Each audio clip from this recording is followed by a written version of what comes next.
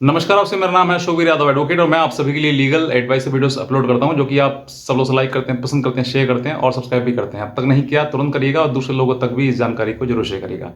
देखिए, ऐसे बहुत सारे हस्बैंड्स हैं जो ये कहते हैं कि सर मैं पैसे अपनी पत्नी को नहीं दूंगा चाहे मुझे जेल क्यों ना भेज दें।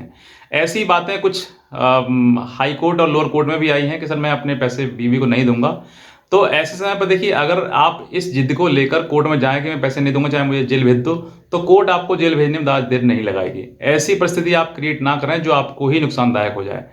आपको तरीका है, मान लीजिए आपकी पत्नी ने कोई मेंटेनेंस का केस फाइल कर दिया या फिर आपको एक्स पार्टी ऑर्डर करा लिया है और उस पर अब रिकवरी आपके पास आई है पैसा देने के लिए, तो आप उसकी चैलेंज करिए। उसको या तो हाई कोर्ट में चैलेंज करिए या फिर लोअर कोर्ट में ही उसको रिकॉल कराने के लिए आप चैलेंज करिए। आप चैलेंज करेंगे तो आपको वो मौका मिलेगा आपको सुनने का, आपकी अपनी बात कहने का कि मैं रखना चाहता हूं या नहीं रखना चाहता हूं, जो भी बात परिस्थिति आपके सामने है, जो भी आपकी प्रॉब्लम है। क्योंकि एक तरफा बात हमेशा अच्छी लगती है, अगर दोनों पक्ष अपनी बात सुनाएंगे तो बात समझ में आएगी कि हाँ वाकई कहाँ गलती है। तो ऐसी समय पर आपके लिए इन सब चीज़ों से ऐसा नहीं करना है कि मैं पैसा नहीं दूंगा चाहे मुझे जेल भेज दो। तो कोर्ट को जेल भेजने में क्या दिक्कत आ रही है? बस ये है कि वो प्रक्रिया है, आपको बुरा लगेगा भला लगेगा, लेकिन फिर भी आप ये समझिए कि आपको कोर्ट के सामने ऐसी परिस्थिति खड़ी क्यों कर रहे हैं। आपके पास में रिकवरी वारंट आ रहा है तो आप ये समझ लीजिए कि आपको आपकी पत्नी ने आपके खिलाफ एक्स पार्टी ऑर्डर करवा दिया है, फाइनल करवा दिया है। तो वो फाइनल अब जो भी रिकवरी बनी है वो रिकवरी का वारंट आ रहा है। तो ये कोर्ट की प्रक्रिया है कि आपके पास वारंट आ रहा है। अब उस वारंट से बचने के लिए, गिरफ्तारी से बचने के लिए, या तो आप उसी कोर्ट में जिस कोर्ट से आपको पास हुआ है ये ऑर्डर, एक्स पार्टी हुआ है, उसी कोर्ट में आप उसको रिकॉल कराने के लिए कि सर मुझे भी सुना जाए, मुझे नहीं सुना गया, एक्स पार्टी ऑर्डर कर लिया गया, मैं कैसे पैसा पे कर दूं।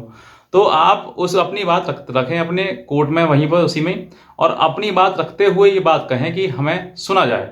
तो अगर आप ये बात कहेंगे तो सुनने वाली बात ठीक है, आपकी बात जायज़ है, लेकिन जहां पर आप ये कहेंगे सर मैं तो पैसे नहीं दूंगा चाहे मुझे जेल भेज दो, तो ये आपकी बेतुकी बात हो जाएगी, जिद वाली बात हो जाएगी। ये सही बात नहीं है, इसमें आप चोट खा जाएंगे, नुकसान खा जाएंगे।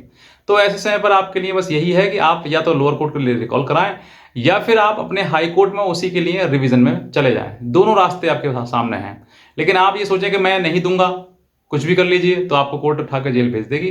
वो दिक्कत फिर आपकी दिक्कत है, आप कब तक पड़े रहेंगे। अब कुछ लोगों को ये भी सवाल आता है कि सर कब तक जेल करेगी कोर्ट हमें। तो देखिए, कोर्ट का कोई भी ऐसा मतलब कोई क्राइटेरिया नहीं है कि आप 1 महीना 2 महीने जेल काट कर जाएंगे आपका पैसा माफ हो जाएगा, नहीं। सीआरपीसी में साफ लिखा हुआ है टिल द पेमेंट, जो पेमेंट है till the receiving of the payment. जब तक आप रिसीव नहीं करेंगे तब तक कोर्ट चाहे तो आपको जेल में भी रख सकती है। लेकिन अगर कोर्ट चाहती है कि भाई, क्योंकि कोर्ट को ये भी लगता है कि जब तुम जेल में रहोगे तो पेमेंट कौन देगा, मतलब कौन पैसा देगा, तो इसलिए आपको जेल में ना भेज के उसको 1 महीना या 2 महीना अंदर रखेगी। उसके बाद और स्वतः ही कोर्ट को लगेगा कि भाई इसको छोड़ देना चाहिए तो छोड़ देगी कोर्ट।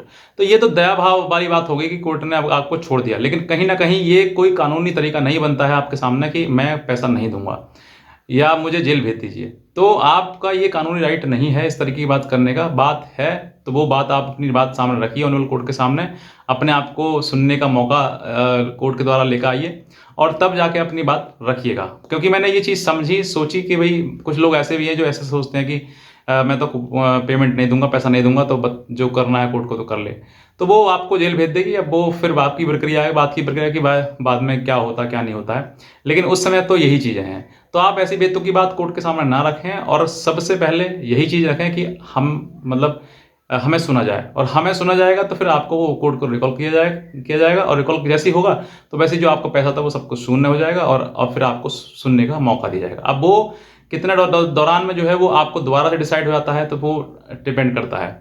बस मैं इतना कहना चाहूँगा, अगर आप नए हैं तो तुरंत सब्सक्राइब कर लें, और कोई भी लीगल हेल्प अगर आप हमसे लेना चाहते हैं तो आप हमारे दिए हुए नंबर पर हमें संपर्क कर सकते हैं। आज का वीडियो देखने आपसे बहुत धन्यवाद।